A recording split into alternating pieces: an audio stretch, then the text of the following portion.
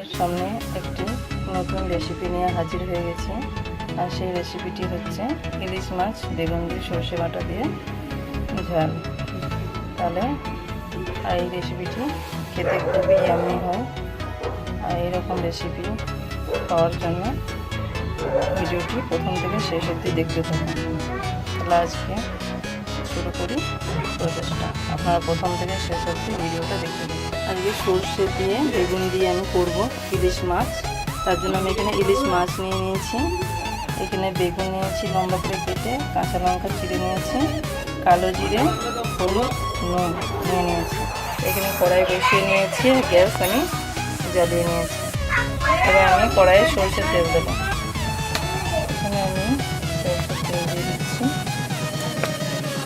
আমার তেল গরম হয়ে গেছে। এখানে আমি মাছের নুন হলুদটা মাখিয়ে নেব।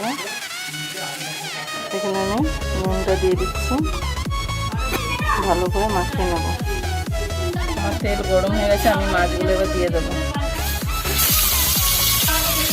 এখানে আমি মাছগুলোকে দিয়ে দিয়েছি, এরপর আমি উল্টে নিয়েছি। এবার একটু পরে আবার নামিয়ে নেব। মাছগুলোকে তুলে নেবো এক এক করে।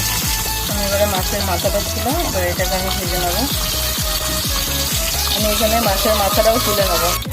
আমি এখানে আরেকটু সর্ষের তেল দিয়ে দিলাম। এখানে যে কালো জিরাটা আছে আমি এবার দিয়ে দেবো। এবারে আমি কেটে রাখা বেগুনগুলো দিয়ে দেবো।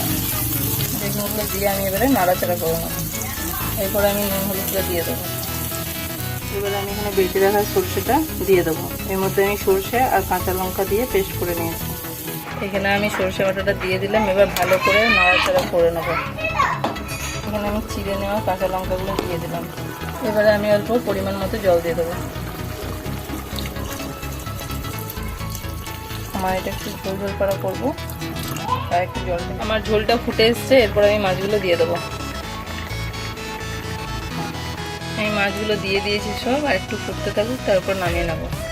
আমার মাছটা এখানে হয়ে গেছে। এবার আমি চলে আসছি ডেকোরেশনের সাথে। আজকে ইলিশ মাছের ঝোলটা কেমন লাগলো সেটা আপনারা জানাবেন কমেন্টের মাধ্যমে। আর এই ইলিশ মাছটা বানাতে বেশি কিছু উপকরণ লাগে না, খুব সামান্য উপকরণই হয়ে যায়।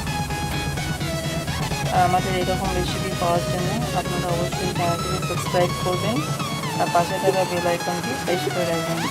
তাহলে আমি যখনই কোনো ভিডিও আপলোড করব তখন সরাসরি নোটিফিকেশন আপনার কাছে পৌঁছে যাবে। তাহলে আজকের মতো বিদায় নিচ্ছি। চলে আসবো অন্য কোনো রেসিপি।